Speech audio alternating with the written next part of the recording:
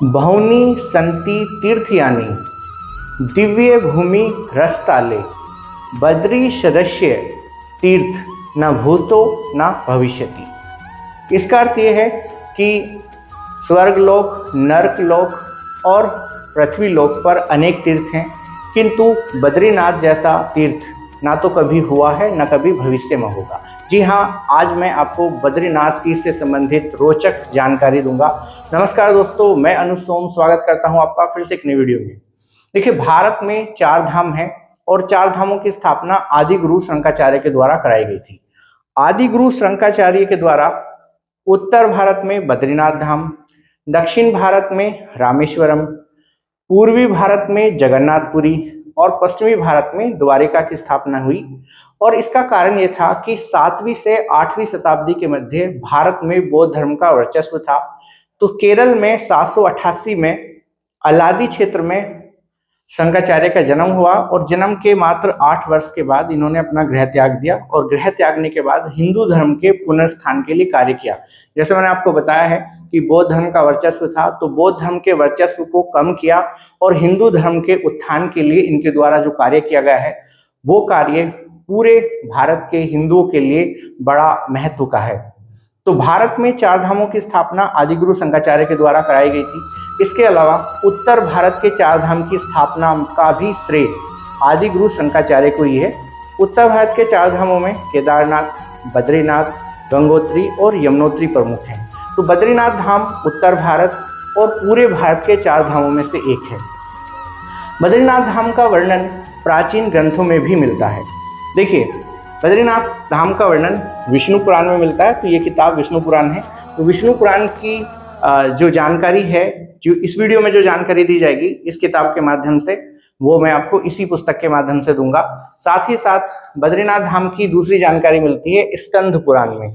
तो स्कंद पुराण में बद्रीनाथ धाम की महिमा का वर्णन है। इसके अलावा महाभारत में भी बद्रीनाथ धाम का वर्णन है। क्योंकि महाभारत घरों में नहीं रखा जाता तो फिलहाल ये किताब मेरे पास नहीं है।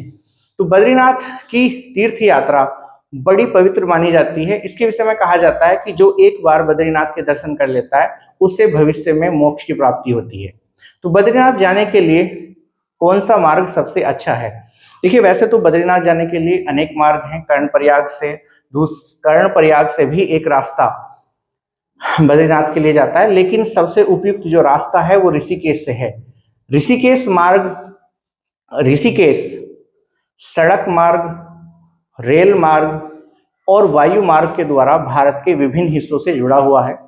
ऋषिकेश से लगभग 300 किलोमीटर आगे बद्रीनाथ धाम है। जैसे ही हम ऋषिकेश से यात्रा शुरू करते हैं तो यात्रा में हमारा सबसे पहला पड़ाव आता है देवप्रयाग। देवप्रयाग के विषय में मान्यता यह है कि देव शर्मा ऋषि के द्वारा यहाँ पे तपस्या की गई थी और देव शर्मा ऋषि की तपस्या से भगवान विष्णु ने प्रसन्न होकर उन्हें आशीर्वाद दिया कि भविष्य में स्थान आपके ही नाम से प्रसिद्ध होगा। तो इन्हीं देव शर्मा ऋषि के नाम पे इस स्थान का नाम देवप्रयाग हुआ। यहीं पे माँ गंगा का जन्म होता है। जी हाँ, भागीरथी और अलकनंदा नदी के मिलने के बाद यहीं से माँ गंगा अपना नाम प्राप्त करती हैं। तो यहाँ से एक रास्ता सीधा गंगोत्री के लिए गया है और दूसरा रास्ता यहाँ से बद्रीनाथ के लिए जाता है। तो बद्रीनाथ के मार्ग पे जैसे ही हम आगे बढ़ेंगे तो आगे चल के एक स्थान आता है, ये है रुद्रप्रयाग। रुद्रप्रयाग भी हिंदू धर्म के तीर्थ स्थान के लिए बड़ा पवित्र है। यहाँ पर अलकनंदा और मंदाकिनी नदी का संगम है। मंदाकिनी नदी का जो संगम है यहाँ पे, यहीं पे भगवान शिव का एक प्राचीन मंदिर भी है। तो यहाँ से ही एक रास्ता केदारनाथ के लिए चला जाता है और एक सीधा रास्ता यहाँ से बद्रीनाथ के लिए चलता है। जैसे ही रुद्रप्रयाग से आप आगे चलोगे तो रुद्रप्रयाग से आगे एक और पवित्र तीर्थ स्थान आएगा, ये है कर्णप्रयाग। कर्णप्रयाग के विषय में मान्यता ये है कि यहीं पे सूर्य भगवान की उपासना कर्ण के द्वारा की गई थी और उन्हें रक्षा कवच के रूप में बड़े जो उस समय जो तीर हैं जो चलाने के काम आते हैं, ये तीर उन्हें यहाँ पे प्राप्त हुए थे। साथ ही साथ यहीं पे पिंडार और अलकनंदा नदी का संगम भी है। तो इस स्थान पे कर्ण के द्वारा तपस्या करने के कारण ये स्थान कर्णप्रयाग के नाम से प्रसिद्ध हुआ। कर्णप्रयाग से जैसे ही आप आगे चलोगे तो कर्णप्रयाग से आगे चलने पर एक और प्रयाग आता है, ये है नंदप्रयाग। नंद प्रयाग में नंदाकिनी और माँ अलकनंदा नदी का संगम है। इसके बाद जैसे ही आप आगे बढ़ोगे तो आगे बढ़ने पे एक प्रयाग आता है गरुड़ प्रयाग। गरुड़ प्रयाग के विषय में भी कहानी ये है कि भगवान विष्णु के जो वाहन है गरुड़, गरुड़ ने यहीं पे तपस्या की थी कि मैं भगवान विष्णु का वाहन बनूं। तो भगवान ने उनकी प्रार्थना सुनी और भविष्य में वे ही उनके वाहन के रूप में आगे आपको बहुत सारे चित्रों में दिखाई देते हैं। तो भगवान गरुड़ के द्वारा यहाँ पे तपस्या करने के कारण ये स्थान गरुड़ स्थान के लिए पवित्र है। यहीं पे एक नदी है जिसका नाम है गरुड़ गंगा। गरुड़ गंगा के विषय में मान्यता यह है कि इस नदी के एक सफेद पत्थर अगर आप पानी में रखोगे और उस पानी को किसी ऐसे व्यक्ति को पिलाओगे जिसे किसी सर्प या फिर बिच्छू वगैरह ने काटा हुआ है, तो उसका वो जो दर्द है और वो जो उसका जहर है वो उतर जाता है। साथ ही साथ मान्यता ये भी है कि यहाँ के पत्थर को अगर घर में रखा जाता है तो भूत प्रेत घरों में निवास नहीं करते, यानी कि एक पॉजिटिव एनर्जी घरों में इस पत्थर से मिलती है। इसके विषय में मान्यता ये है। गरुड़ प्रयाग से आगे जैसे ही रास्ता आगे शुरू होता है तो गरुड़ प्रयाग से आगे एक पवित्र स्थान आता है जोशीमठ। जोशीमठ में भगवान नरसिंह का मंदिर भी है और 4 पवित्र मठों में से एक ज्योतिर्मठ भी यहीं पे है। इसके विषय में मान्यता यह है कि आदिगुरु शंकराचार्य को यहाँ पे एक दिव्य ज्योति के दर्शन हुए थे और उस दिव्य ज्योति के दर्शन होने के बाद ही इस स्थान को ज्योतिर्मठ के नाम से जाना गया, जो भविष्य में अपभ्रंश होकर आज जोशीमठ के नाम से जाना जाता है। जोशीमठ से आगे एक रास्ता तपोवन के लिए चला गया है और तपोवन से लगभग 5 किलोमीटर की दूरी पे एक गांव है सुभाई गांव।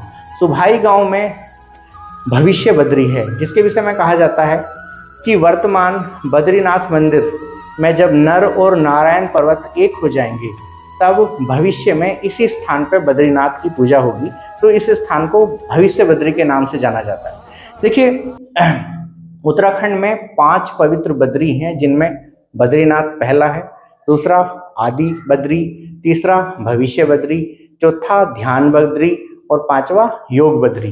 तो 5 बद्री हैं जिनमें सबसे पवित्र बद्रीनाथ को माना जाता है। तो जोशीमठ से एक रास्ता, मैंने अभी आपको बताया कि एक रास्ता तपोवन के लिए चला गया और जोशीमठ से एक रास्ता नीचे की तरफ उतरता है।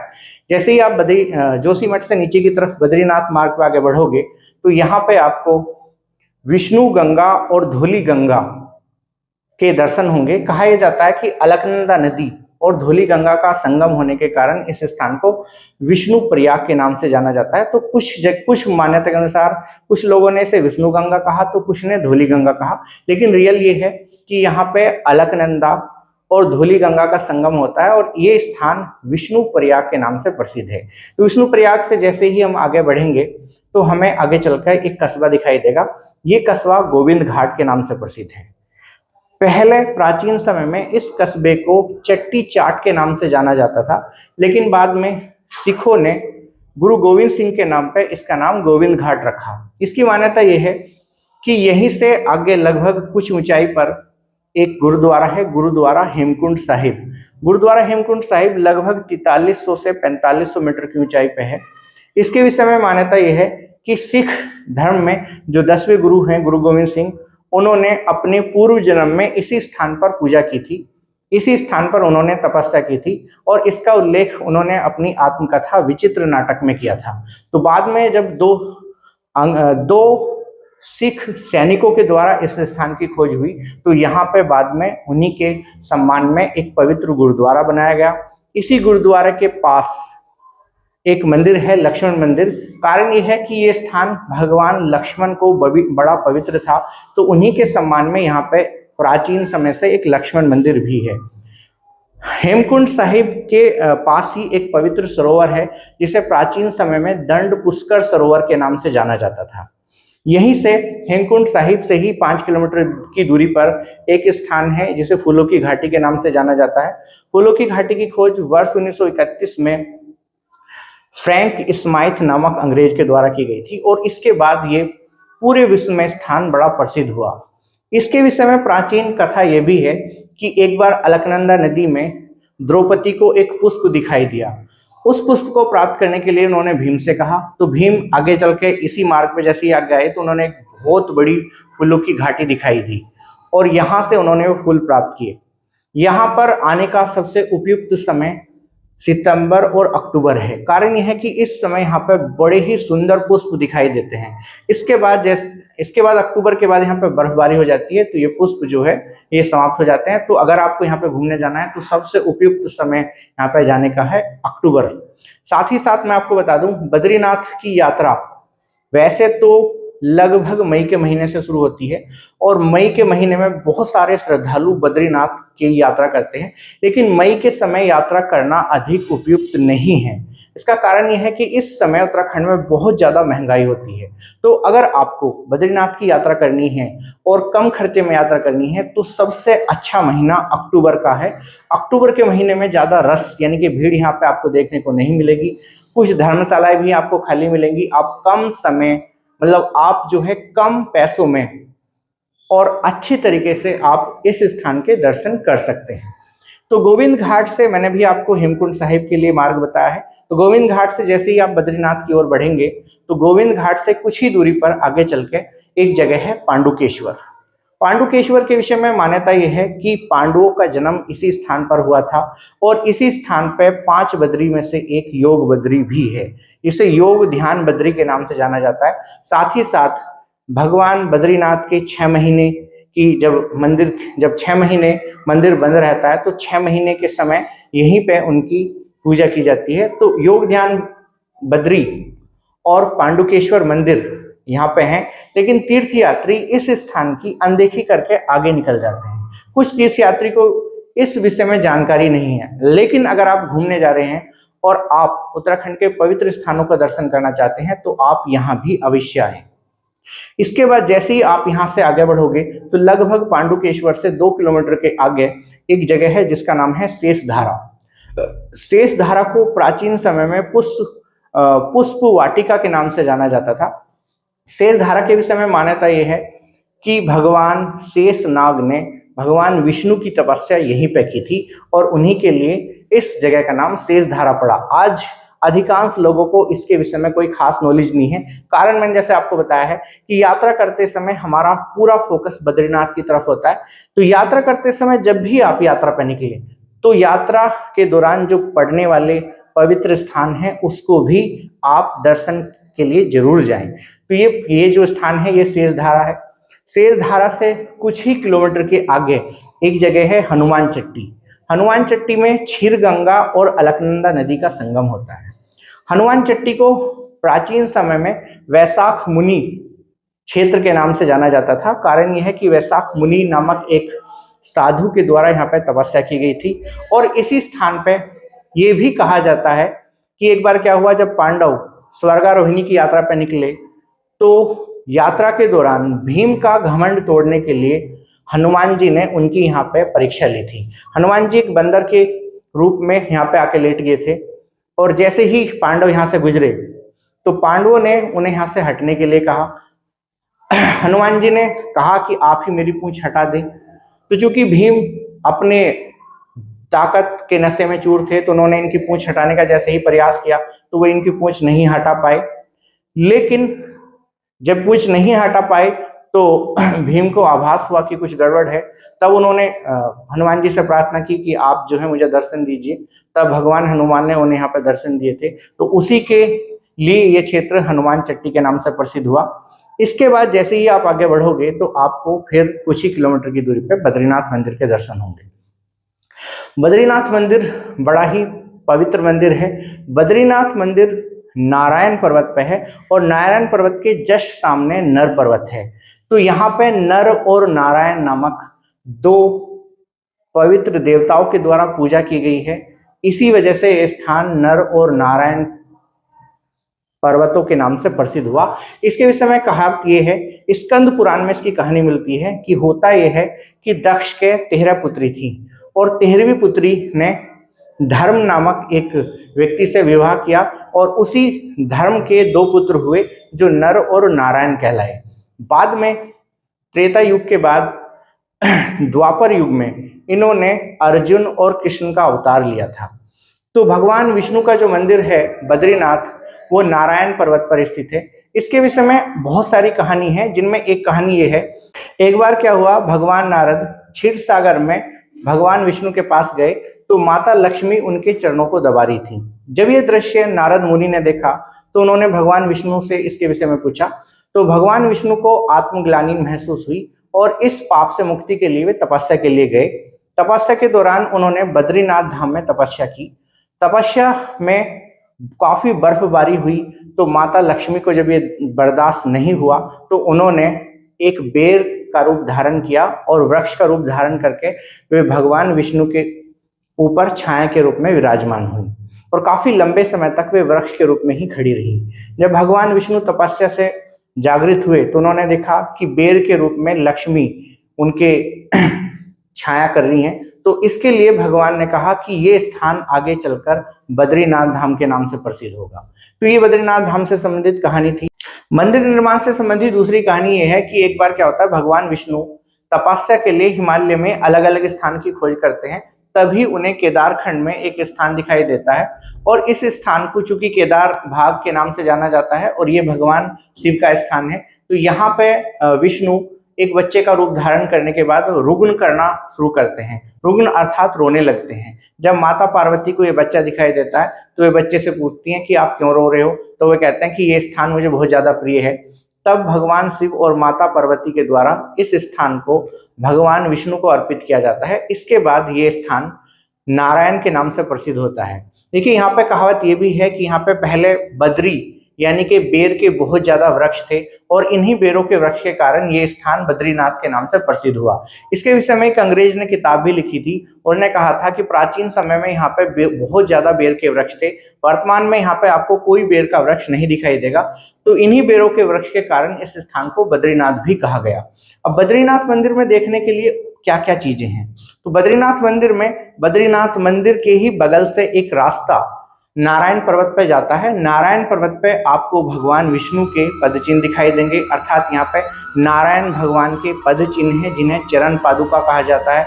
यहाँ से ही रास्ता आगे चल के ऋषि गंगा के सहारे सहारे रास्ता जो है नीलकंठ पर्वत की तलहटी तक जाता है। नीलकंठ पर्वत की तलहटी में बहुत सारे ब्रह्म कमल हैं। नीलकंठ पर्वत को अगर आप पार करोगे तो केदारनाथ धाम है। तो यहाँ से केदारनाथ यात्रा के लिए भी रास्ता है, लेकिन चूंकि पर्वत इतना विशाल है तो इस पर्वत को पार करना वर्तमान में एक सामान्य मनुष्य के बस की बात नहीं है। केवल पर्वतारोही ही इस पर्वत को पार कर सकते हैं। तो अगर आप इस पर्वत को पार करोगे तो इस पर्वत के दूसरी साइड में भगवान केदारनाथ मंदिर भी है। ये जो बद्रीनाथ मंदिर है, बद्रीनाथ मंदिर अलकनंदा और ऋषि गंगा नदी के संगम पर स्थित है। केदारनाथ मैंने अभी आपको बताया इस मंदिर के पिछले भाग में है। तो बद्रीनाथ से जैसे ही हम आगे चलते हैं तो बद्रीनाथ से लगभग 3 किलोमीटर की दूरी पर भारत का अंतिम गांव माना गांव है। माना गांव से लगभग 40 किलोमीटर की दूरी पर चीन और भारत का बॉर्डर है और पहले यहाँ से ही मानसरोवर की यात्रा की जाती थी, यानी कि माना यहाँ पे पास है जिसके माध्यम से हम तिब्बत की यात्रा कर सकते हैं, लेकिन वर्तमान में ये यात्रा बंद है। माना गांव में ही वेद व्यास के द्वारा महाभारत, 18 पुराण और 4 वेदों की रचना की गई। इसके विषय में कहानी यह है कि भगवान एक बार क्या होता है, भगवान ब्रह्मा जी के द्वारा यहाँ पे वेद व्यास से 4 पवित्र ग्रंथ और 18 पुराण लिखने के लिए प्रार्थना की जाती है। तो वेद व्यास कहते हैं कि मैं लिखने के लिए मैं ये श्लोक आपको बोल दूंगा, लेकिन मुझे लेखक चाहिए। तब ब्रह्मा जी यहाँ पे गणेश जी को नियुक्त करते हैं और गणेश के द्वारा इन सभी ग्रंथों को लिखा जाता है। तो यहाँ पर गणेश गुफा और व्यास गुफा भी हैं। गणेश गुफा और व्यास गुफा बड़ी पवित्र हैं। व्यास गुफा के ऊपर आपको एक किताब जैसी पत्थर दिखाई देगा जिसे व्यास पोथी के नाम से जाना जाता है। देखने पे ऐसा लगता है जैसे कोई पन्ने हो, खुली किताब के पन्ने जैसा ही पत्थर हमें देखने को मिलता है। साथ ही साथ माना गांव में सरस्वती नदी भी है। सरस्वती नदी माना गांव के ऊपर पर्वत से निकल के आगे चलकर अलकनंदा नदी में मिल जाती है और इस स्थान को केशव प्रयाग के नाम से जाना जाता है। इसी सरस्वती नदी के ऊपर भीमशिला भी है, जिसके विषय में मान्यता यह है कि जब पांडव सशरीर स्वर्गारोहिणी की यात्रा कर रहे थे तब उन्होंने इस नदी को पार करने के लिए यहाँ पे एक पत्थर बहुत बड़ा ला कर रख दिया था। वर्तमान में ये पत्थर को भीमशिला के नाम से जाना जाता है। माना गांव से ही स्वर्गारोहिणी की यात्रा होती है। माना गांव से लगभग 5 किलोमीटर की दूरी पर वसुधारा है, जिसके विषय में मान्यता ये है कि भगवान वसु के द्वारा यहाँ पे तपस्या की गई। 8 वसु हुए हैं, उन 8 वसु ने यहाँ पे तपस्या की और इसी की वजह से स्थान बड़ा पवित्र हुआ। तो वर्तमान में ये वसुधारा के नाम से प्रसिद्ध है। स्कंद पुराण में इसके विषय में चर्चा है कि जो व्यक्ति पापी होगा उसके ऊपर वसुधारा का पानी नहीं गिरेगा। वसुधारा से अगर आप आगे की यात्रा करोगे तो वसुधारा से आगे लक्ष्मीवन, इसके बाद सहस्त्रधारा और इसके बाद सतोपंथ हिमानी की यात्रा शुरू होती है। यानी कि इससे आगे अलकनंदा नदी का उद्गम स्थान है। साथ ही इसी के साथ से स्वर्गारोहिणी की यात्रा भी की जाती है, जहां पे कहा जाता है कि मानव से शरीर स्वर्ग की यात्रा कर सकता है। ऐसा अभी तक केवल एक ही मानव पृथ्वी पर हुए हैं, ये थे युधिष्ठिर। तो युधिष्ठिर ही एकमात्र ऐसे व्यक्ति थे जिन्होंने सशरीर इसी स्थान से स्वर्ग की यात्रा की थी। तो आज का हमारा सेशन बद्रीनाथ यही समाप्त होता है। धन्यवाद।